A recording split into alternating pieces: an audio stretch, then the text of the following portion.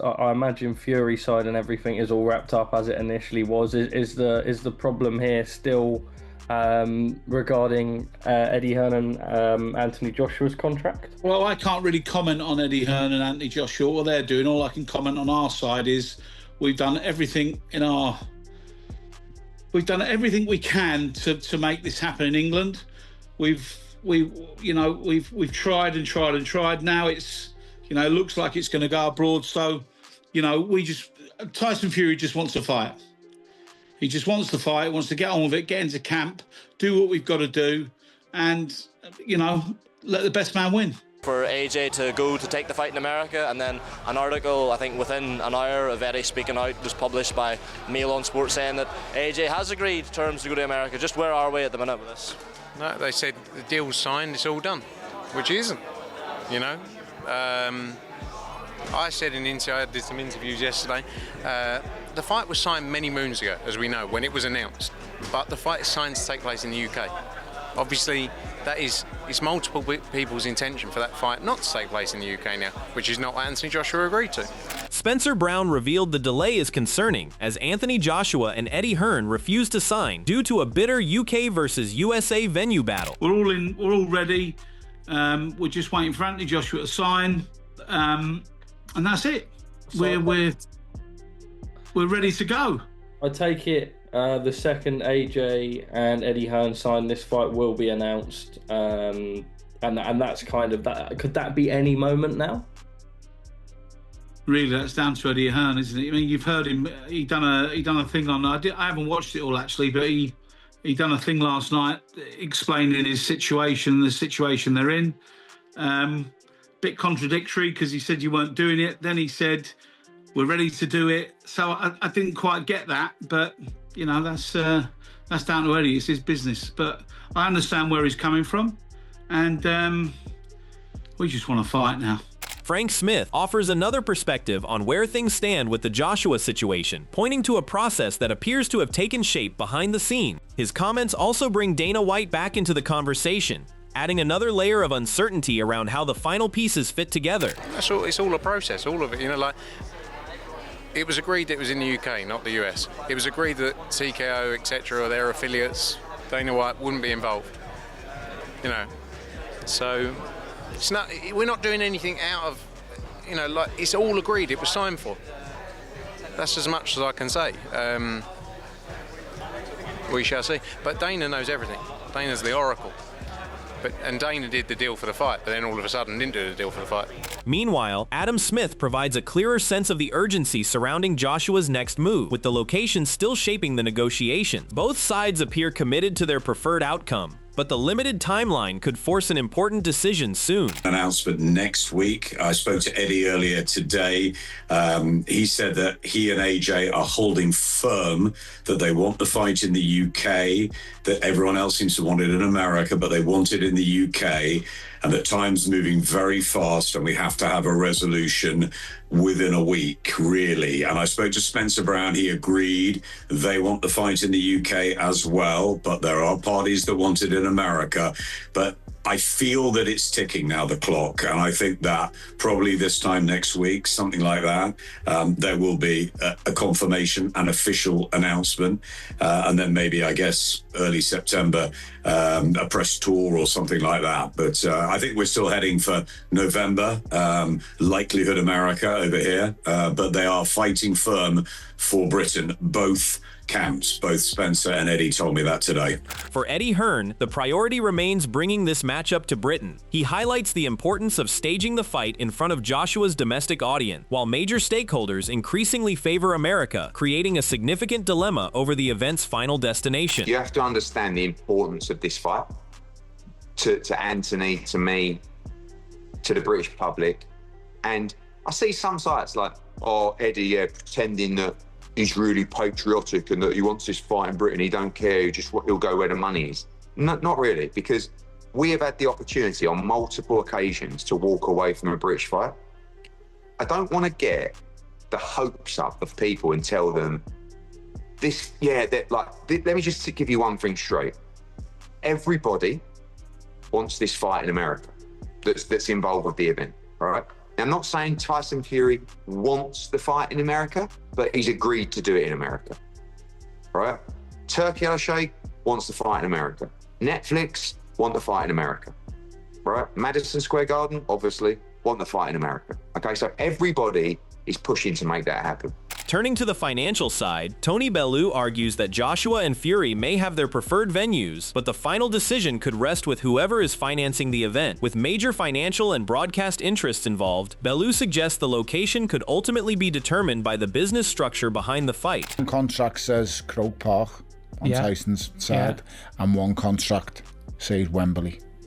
So they've both got different locations. But let's just be totally honest, both of them want it in the UK.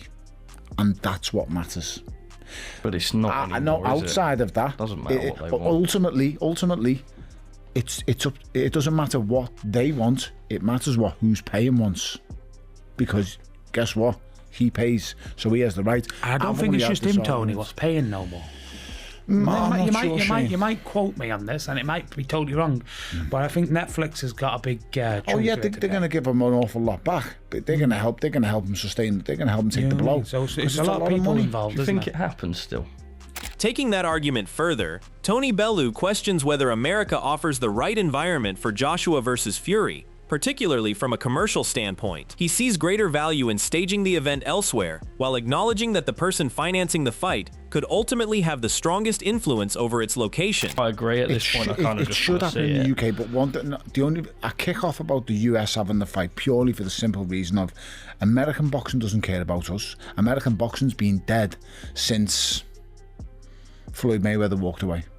American boxing's dead. No one cares. No one cares in America. No one's even tuning into boxing no more. Who's the big pay-per-view star in America now? It's Canelo. And he's been finished for how long? He's going to Saudi performing shows. So I just didn't like... Now, as the man who's paying for the thing, which is Turkey Al-Sheikh, the business angle becomes even clearer with Simon Jordan, who focuses on the mechanics surrounding the proposed fight. He suggests financial interests and broadcast strategy could play a major role in determining the venue. His reasoning points toward Madison Square Garden in New York, adding another layer of intrigue to where this highly anticipated heavyweight clash could ultimately take place. But the structuring of this fight, when you talk about who's funding it, you've got an individual that's funding it, but ostensibly it's got interest in the American business. So why would it be in the UK? You've got Netflix that don't need it to be in the UK, and they've got their own agenda for it. And you might want to look at the mechanics of how the previous fights have been structured and why Anthony Joshua fought Prenga and fought him in Saudi, and where people are domiciled in this day and age, and what the effectivity of certain deals might be. It will be in Madison Square Garden, and he knows it will be in Madison Square Garden. He knows it will be in Madison Square Garden. Yeah. He knows it will be Madison Square Garden. He is. Well, why is he not saying that? And Frank Warren recognizes why the venue would make sense for the blockbuster matchup. He points to the financial realities surrounding the event. With substantial money involved, he suggests the final decision will ultimately come down to the people controlling the business side of the fight. Yeah, look, the fact of the matter is, if the fight was on at Wembley, where it should be on, that's where we'd all like to see it. It's British fight, all British fight, and we'd like to see it there. But the monies that these guys are being paid, and at the end of the day, it's their decisions. They're the ones getting in the ring and taking the punches, and that's where I'm. It's not been announced officially, but that's where it's looking. It's going to go, and I'm sure when His Excellency is ready to talk, when Turkey's ready to say, that's when it will happen.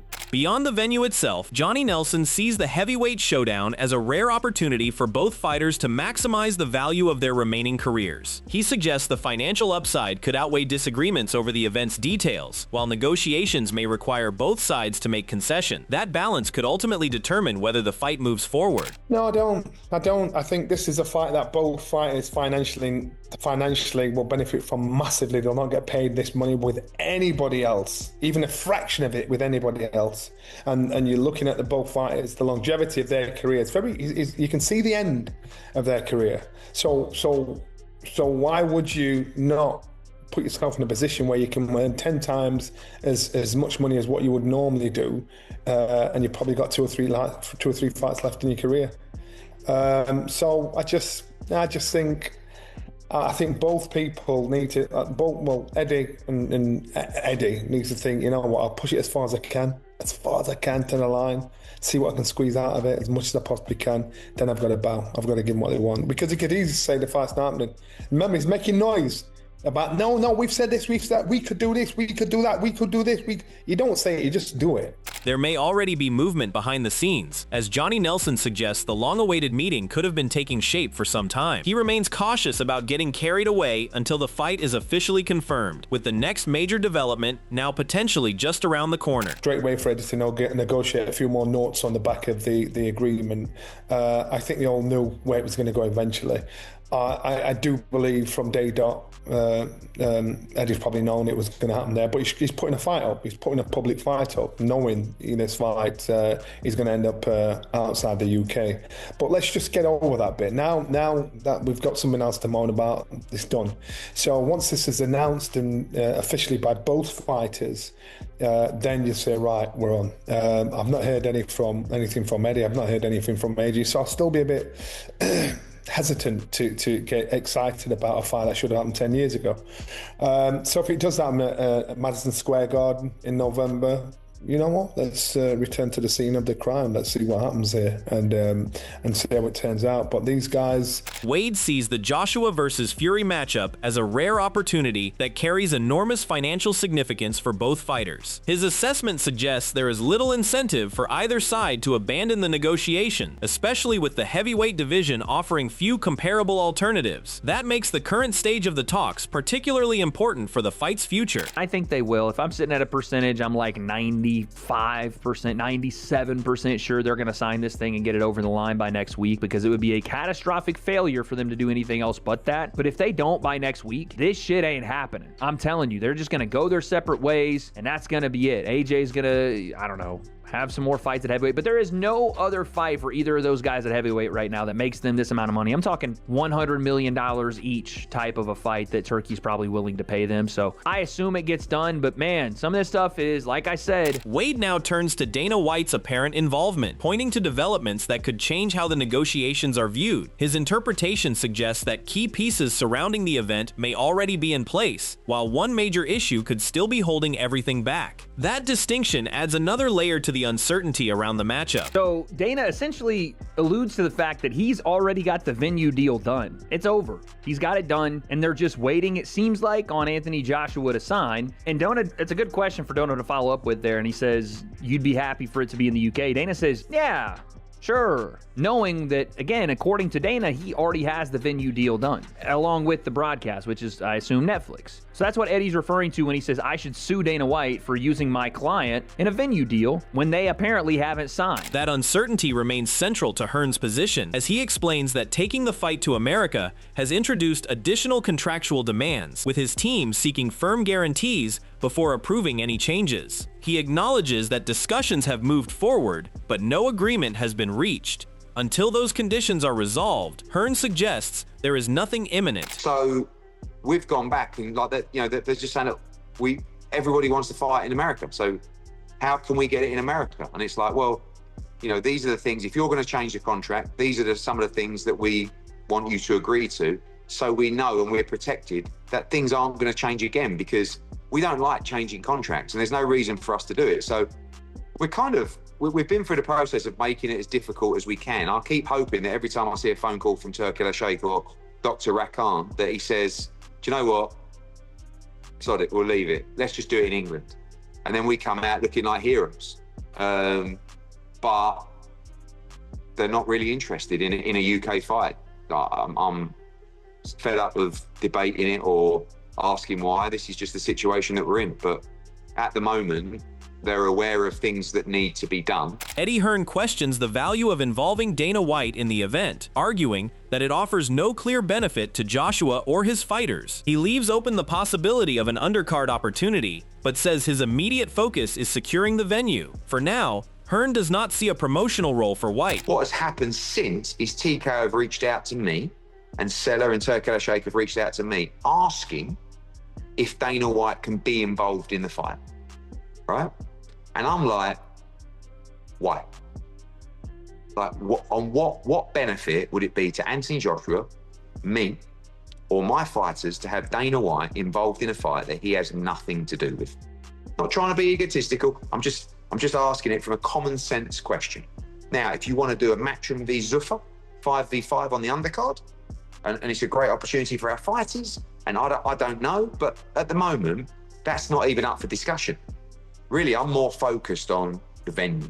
Dana White cuts through the ongoing debate by shifting attention away from the location of whether the matchup will actually happen. He sees the fight as long overdue and suggests that the remaining negotiations should determine whether it finally moves forward, regardless of where it is held. Contracts and this and that, there's a lot of money, for grabs in this fight.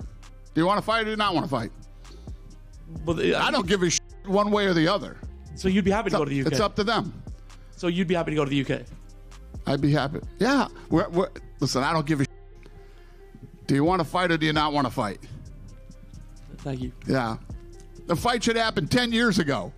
Is it going to happen now?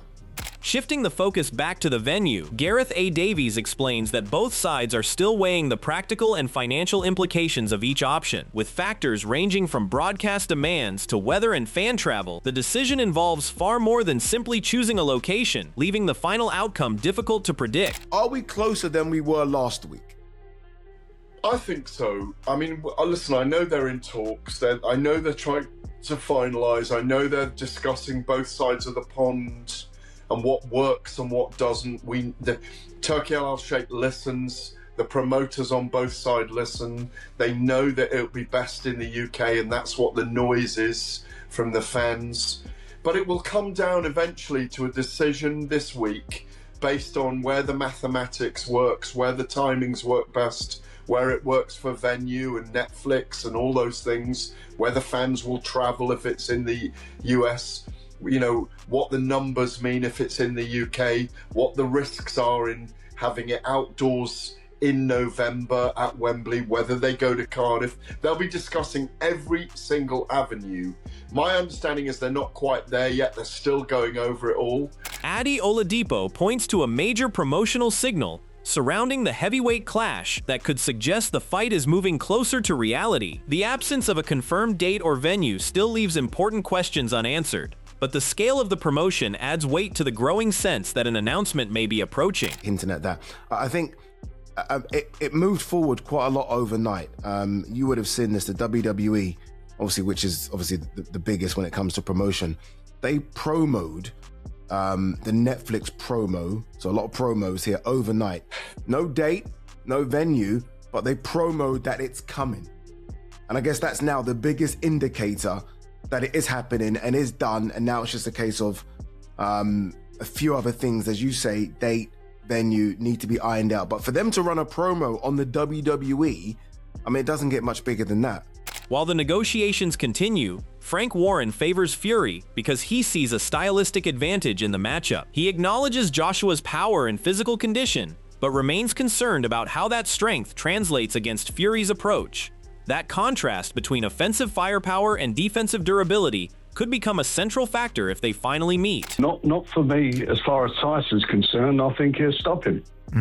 I think he'll stop AJ, but I've always felt that because of styles, and I felt the same way when AJ fought Daniel Dubois, and that's how it turned out. I just feel that Tyson has his number, and we'll find out when they step into the ring. And obviously, AJ's a big puncher.